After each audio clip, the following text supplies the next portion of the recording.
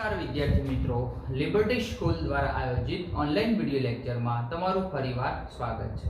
તો વિદ્યાર્થી મિત્રો, આપણે ધોરણ 11 પ્રકરણ 4 રાસાયણિક બંધન અને આણ્વીય કક્ષક રચના એની ચર્ચા કરતા હતા. લાસ્ટ તમને જે વિડિયો લેક્ચર મળ્યો છે એની અંદર આપણે શાની ચર્ચા કરી હતી? તો કે જે અષ્ટકનો નિયમ ભણ્યા હતા એ અષ્ટકના નિયમની કેટલી મર્યાદા હતી, બરાબર છે. એમાં વિસ્તૃત અષ્ટકવાળી વાત હતી. છેલ્લે આપણે ઉદાહરણ લીધું હતું SF6. શાનું ઉદાહરણ લીધું હતું? SF6 અથવા PCl5. એમાં જે મધ્યસ્થ પરમાણુ છે એની આજુબાજુ ઇલેક્ટ્રોનની સંખ્યા 8 કરતાં વધુ જશે તો આપણે એના અષ્ટકનો નિયમ પડાતો નથી. ક્લિયર? છેલ્લું એક્ઝામ્પલ આઈ થિંક સલ્ફ્યુરિક એસિડનું આવ્યું હતું H2SO4, બરાબર. આમાં પણ પડાતો નથી. હવે આપણે થોડીક એક બીજો નાનો ક્વેશ્ચન છે, એકાદ માર્ક્સનો પૂછાયો કે જે અષ્ટકનો નિયમ છે એની ખામીઓ શું છે? તો અષ્ટકના નિયમની ખામીઓ, આજનો ટોપિક આપણો એવો છે. પછી આપણે આગળ જઈએ. અષ્ટકના નિયમની શું ક્વેશ્ચન છે? અષ્ટકના નિયમની ખામી. તો શું કહેવા માંગે છે કે ઓક્સિજન એ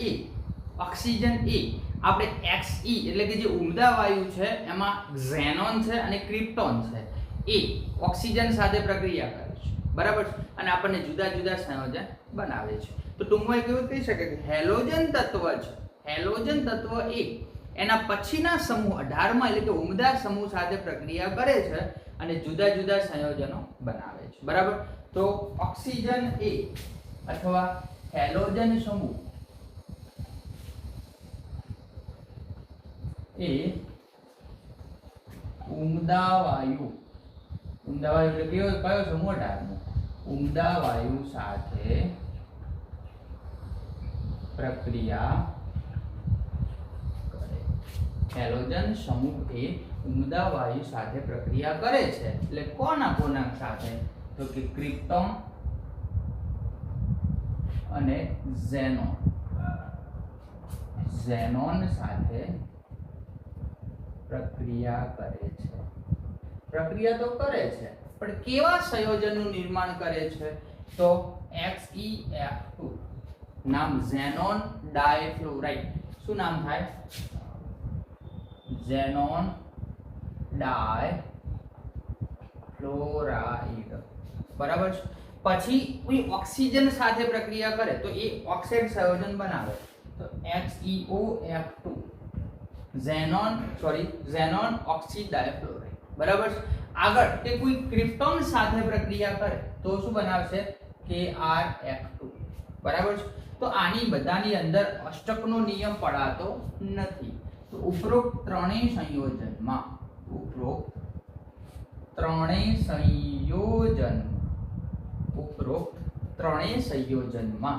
અષ્ટકનો નિયમ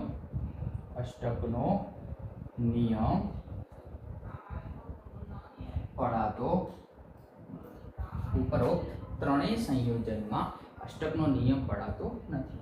ચલો, બીજી ખામી શું? કે અષ્ટકના નિયમનો ઉપયોગ કરીને કોઈ અણુના આકાર વિશે અથવા અણુની સ્થાયિત્વતા વિશે કોઈ જ માહિતી મળતી નથી. તો અષ્ટકના નિયમથી અણુના આકાર વિશે કોઈ માહિતી મળતી નથી. અષ્ટકના નિયમથી અણુના આકાર વિશે કંઈ માહિતી મળતી. આગળનો નિયમ કે અષ્ટકનો નિયમ છે એ પરમાણુની સ્થાયિત્વતા સમજાવી શકતો નથી. અષ્ટકનો નિયમ પરમાણુની સ્થાયિત્વતા સમજાવી શકતો નથી.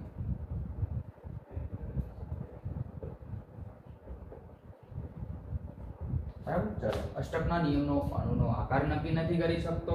કોઈ અષ્ટકના નિયમ પરમાણુની સ્થાયિત્વતા, પરમાણુ કેટલો સ્થાયી છે નક્કી કરી શકતો નથી. આગળ ચર્ચા કરીએ કે એક જ સમતલમાં અથવા એક જ સમૂહના તત્વોમાં આવેલા કોઈ પરમાણુ છે અને એ અષ્ટક રચનામાં ભાગ ભજવે છે અને અષ્ટક રચના પૂર્ણ થઈ અને આપણને જે મધ્યસ્થ પરમાણુ વાળું સંયોજન મળે છે એ મધ્યસ્થ પરમાણુનું કદ એ જેમ મોટો સમૂહ આગળ જતો હશે એમ એની સ્થાયિત્વતા શું થતી હશે? ઘટતી હશે. એનો મતલબ શું થાય કે સૌથી વધુ સ્થાયિત્વતા કોની હશે? તો કે NH3, બરાબર. એના કરતા એનું મોટું કદ, તો આપણે નાઇટ્રોજન પછી જઈએ ફોસ્ફરસ, તો PH3 બને છે. તો આ બંનેની સાપેક્ષમાં કોની સ્થાયિત્વતા વધુ હશે? તો કે આની. તો મોટું કદ કોનું છે? ફોસ્ફરસનું. મોટું કદ કેમ કીધું છે? પરમાણુય ક્રમાંક વધારે છે. પરમાણુય ક્રમાંક વધારે છે, કક્ષકોની સંખ્યા વધારે છે, એટલે મોટું કદ કીધું છે. તો આ ત્રણેયની પછી આપણે આર્સેનિક નો કોઈ હાઇડ્રાઇડ સંયોજન લઈએ તો એની સ્થાયિત્વતા કોના કરતા ઓછી? આના કરતા. કેમ કે આનું કદ મોટું છે, કદ મોટું, સ્થાયિત્વતા ઓછી. એના પછી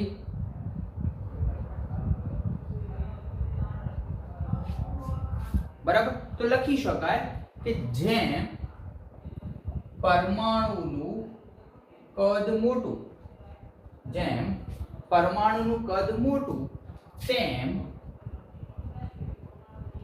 સ્થાયિત્વતા, જેમ પરમાણુનું કદ મોટું તેમ સ્થાયિત્વતા ઓછી. આ શું કયો ક્વેશ્ચન હતો? અષ્ટકના નિયમની ખામીઓ. તો બસ 2-3 ખામીઓ 1-2 માર્ક્સમાં પૂછાય તો આટલા લખવાના થાય છે. તો હવે એક બીજો ક્વેશ્ચન બાકી રહેશે, નિયમનિષ્ઠ ભાર, પણ આપણે સિલેબસમાંથી કટ કર્યો છે એટલે આપણે અહીંયા વાત કરીએ છીએ પૂરી. તો હવે આપણે સંયોજક બંધ ભણી ગયા, પણ હવે આપણે એક વિદ્યુતીય બંધ વિશે ચર્ચા કરશું. પહેલા આટલું લખીએ.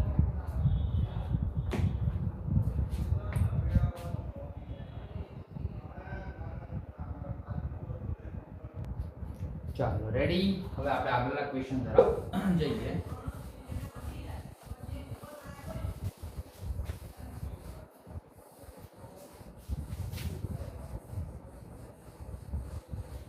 ચાલો ક્વેશ્ચન છે આયનીય અથવા વિદ્યુતીય સહસંયોજક બંધ ચર્ચો.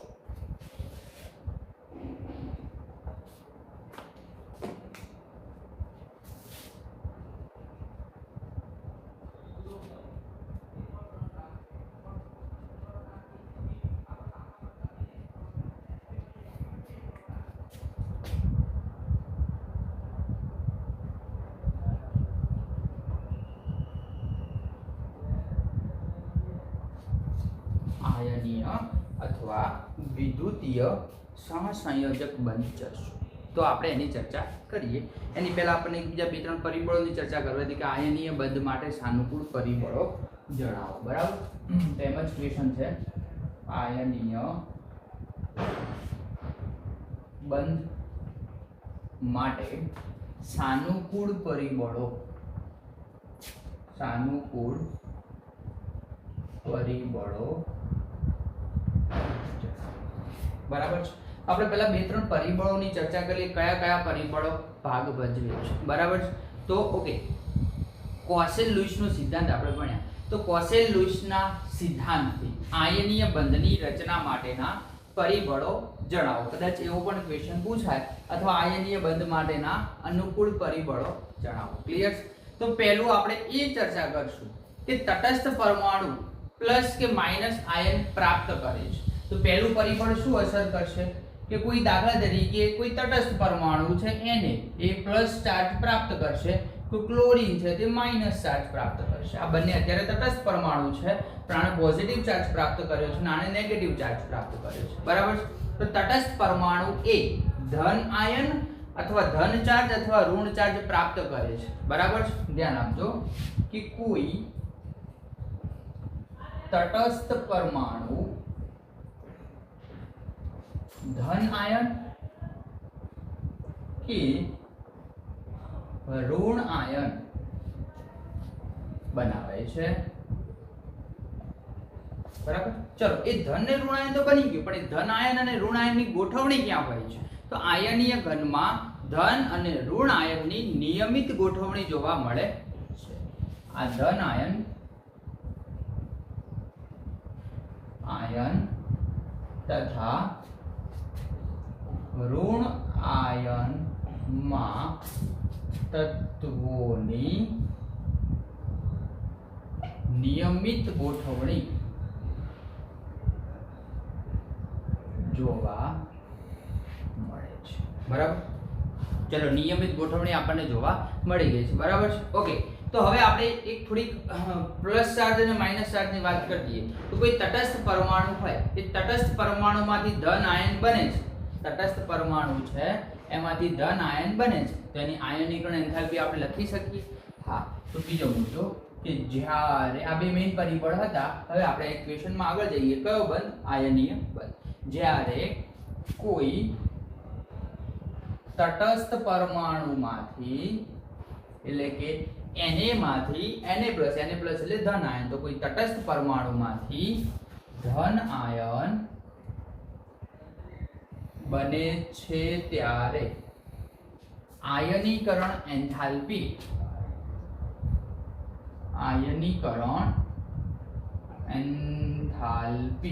કઈ રીતે લખી શકીએ? દાખલા તરીકે આપણે એવું કહીશું કે કોઈ સોલિડ પદાર્થ લઈએ, એમ એટલે શું? મેટલ. એ મેટલમાંથી આપણે શું બનાવવું છે? પ્લસ ચાર્જ વાળો આયન બનાવવો છે. ત્યારે શું કરશે? એક ઇલેક્ટ્રોનને મુક્ત કરશે. બરાબર. તો આનાથી વિરુદ્ધ જ્યારે કોઈ તટસ્થ પરમાણુમાંથી ઋણ આયન બને છે, ઋણ આયન બનતો છે, ત્યારે કઈ એન્થાલ્પી હશે? ઇલેક્ટ્રોન પ્રાપ્તિ એન્થાલ્પી નીચે મુજબ લખી શકાય છે. જ્યારે કોઈ તટસ્થ પરમાણુમાંથી ઋણ આયન બને છે ત્યારે, જ્યારે કોઈ તટસ્થ પરમાણુમાંથી ઋણ આયન બને છે ત્યારે ઇલેક્ટ્રોન પ્રાપ્તિ એન્થાલ્પી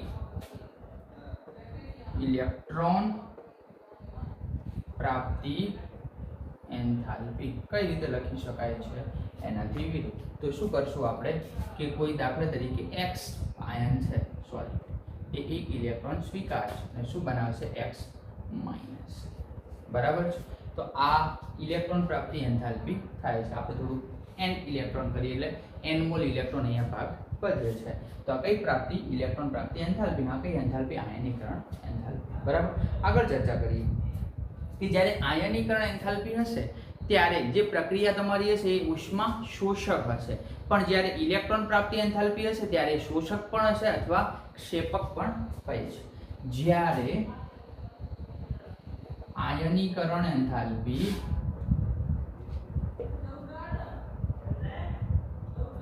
ઉત્પન્ન થાય છે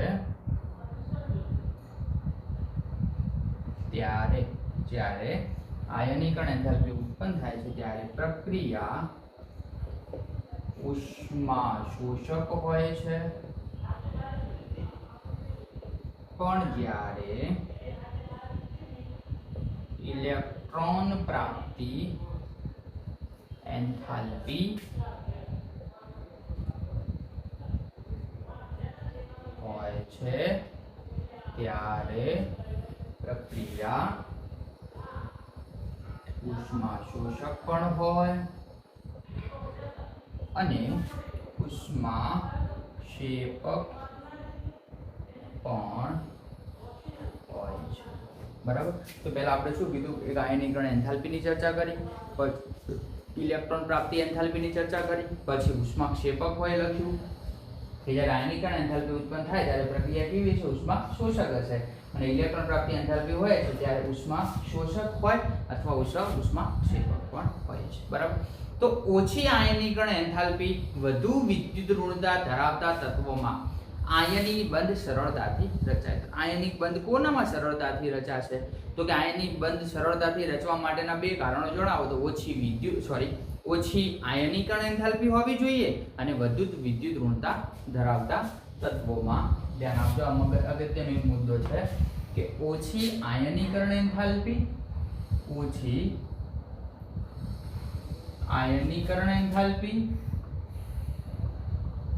અને વધુ વિદ્યુત ઋણતા. ઓછી આયનીકરણ એન્થાલ્પી અને વધુ વિદ્યુત ઋણતા ધરાવતા પરમાણુઓ વચ્ચે આયનીય બંધ બને છે.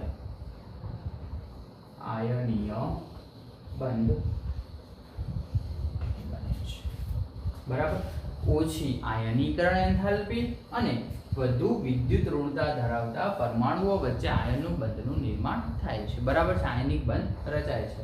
તો આયનીય સંયોજનમાં ધન આયન એ શામાંથી આપણને ધાતુ તત્વમાંથી મળે છે અને ઋણ આયન એ અધાતુ તત્વમાંથી મળે છે. આયનીય સંયોજનમાં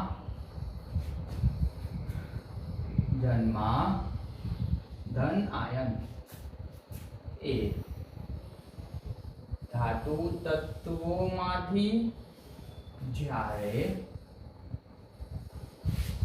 ઋણ આયન એ અધાતુ તત્વમાંથી મળે છે. અધાતુ તત્વોમાંથી મળે છે. આમ આયનીકરણ એન્થાલ્પી મળે છે. તો આયનીય સંયોજન બને છે ત્યારે ધન આયન ઉત્પન્ન થશે અને ઋણ આયન ઉત્પન્ન થશે. ઉત્પન્ન થયેલો ધન આયન આપણને શામાંથી મળશે? તો કે ધાતુ તત્વમાંથી. અને ઉત્પન્ન થયેલું ઋણ આયન એ શામાંથી? અધાતુ તત્વમાંથી મળે છે. ક્લિયર છે? તો ધ્યાન આપજો. ક્લિયર? તો હવે આપણે વ્યાખ્યા લખીએ છીએ સ્ફટિક રચના.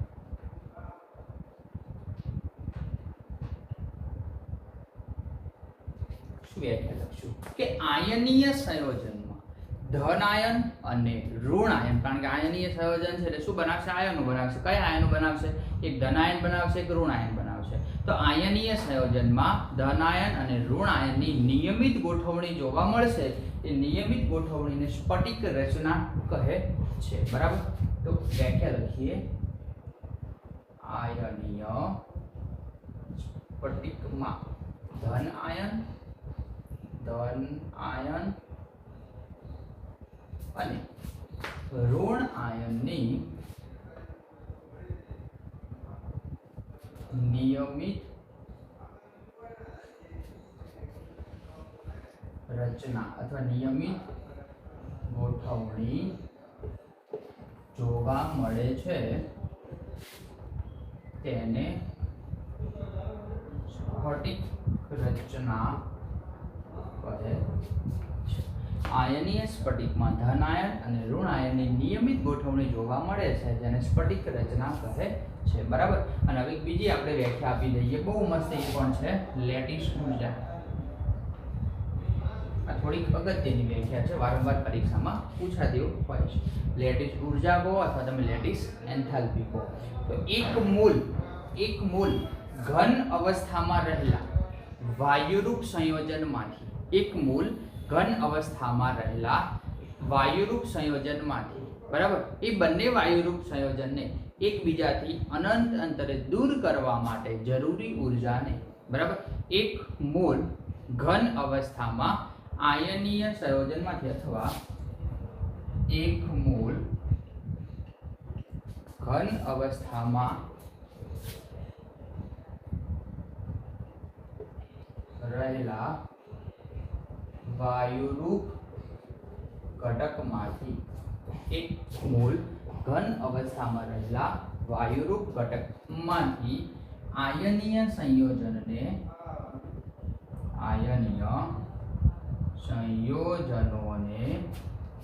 એકબીજાથી દૂર કરવા માટે જરૂરી ઉર્જાને લેટિસ ઉર્જા કહે છે.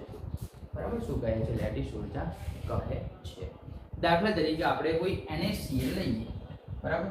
ચલો આનું આયનીકરણ કરીએ, નામ છે સોડિયમ ક્લોરાઇડ. તો આપણને શું મળે? તો કે એક Na+ મળે, બીજું શું મળે? Cl-. તો Na+ છે એ સોડિયમ આપણે બનાવવું શું પડશે? Na+. ક્યાંથી બનશે? કયો તટસ્થ પરમાણુ હશે? સોડિયમ. તો સોડિયમમાંથી જ્યારે આપણે સોડિયમ પ્લસ એટલે કે Na+ બનાવીએ છીએ ત્યારે જરૂરી ઉર્જાનું મૂલ્ય કેટલું છે? 495.8. તો ધ્યાન આપજો, Na માંથી જ્યારે Na+ બનશે ત્યારે એક ઇલેક્ટ્રોન મુક્ત થશે. એની લેટિસ એન્થાલ્પી 495.8 કિલોજૂલ મોલ ઇન્વર્સ છે. એ જ રીતે એનાથી વિપરીત કોના માટે? ક્લોરીન માટે. તો ક્લોરીન માટે શું? કે Cl- એક ઇલેક્ટ્રોન મેળવશે, તટસ્થ પરમાણુ બનાવશે. તો એના માટે લેટિસ એન્થાલ્પીનું મૂલ્ય એટલે કે આના માટે આયનીકરણ એન્થાલ્પી, આના માટે ઇલેક્ટ્રોન પ્રાપ્તિ એન્થાલ્પીનું મૂલ્ય માઇનસમાં આવે છે, -348.7 કિલોજૂલ પ્રતિ મોલ ઇન્વર્સ. બરાબર? બહુ મસ્ત ક્વેશ્ચન આજે આપણે જોયો છે કે આયનીય અથવા વિદ્યુતીય સહસંયોજક બંધની ચર્ચા કરો. તો શું કીધું? પહેલો મુદ્દો, આયનીય બંધ માટે અનુકૂળ પરિબળો. તો બે પરિબળો અનુકૂળ કયા કયા? કે જો તટસ્થ પરમાણુ ધનાયન કે ઋણાયન બનાવે છે, તટસ્થ પરમાણુ ધનાયન કે ઋણાયન બનાવે છે, તો એ ધનાયન અને ઋણાયનની નિયમિત ગોઠવણી જોવા મળે છે. બીજું, જ્યારે કોઈ તટસ્થ પરમાણુમાંથી ધન આયન બને છે અને ઋણ આયન બને છે ત્યારે આયનીકરણ એન્થાલ્પી આપણે આ રીતે દર્શાવી શકીએ. ઇલેક્ટ્રોન પ્રાપ્તિ એન્થાલ્પી આપણે આ રીતે દર્શાવી શકીએ. m બરાબર શું? મેટલ, અને મેટલ એટલે શું? કોઈ પણ ધાતુ પદાર્થ. બરાબર, અહીંયા x. પછી આયનીકરણ એન્થાલ્પી ઉત્પન્ન થાય છે જ્યારે એ પ્રક્રિયા ઉષ્મા શોષક હશે અને ઇલેક્ટ્રોન પ્રાપ્તિ એન્થાલ્પી મળતી હશે ત્યારે ક્ષેપક પણ હશે, શોષક પણ હશે. પછી ઓછી આયનીકરણ એન્થાલ્પી અને વધુ વિદ્યુત ઋણ ધરાવતા પરમાણુ વચ્ચે આયનીય બંધ બને. IMCQ માં પૂછાય કે આયનીય બંધ કોના વચ્ચે બને છે? કે જેની વિદ્યુત ઋણતા વધુ હોય અથવા ઓછી આયનીકરણ એન્થાલ્પી હોય. બરાબર, તો ક્લોરીન છે, ક્લોરીન જોડાશે, ક્લોરીન અને NaCl વચ્ચે આયનિક બંધ ફોર્મેશન થાય છે, તો Cl ની જે ઇલેક્ટ્રોન પ્રાપ્તિ એન્થાલ્પીનું મૂલ્ય વધુ હોય છે. બરાબર, પછી કીધું આયનીય સંયોજનમાં ધનાયન આપણને ધાતુ તત્વોમાંથી, ઋણાયન અધાતુ તત્વોમાંથી મળે છે. પછી બે વ્યાખ્યા આપણે આપી દીધી. ક્લિયર? ચલો ફટાફટ આટલું લખી લો.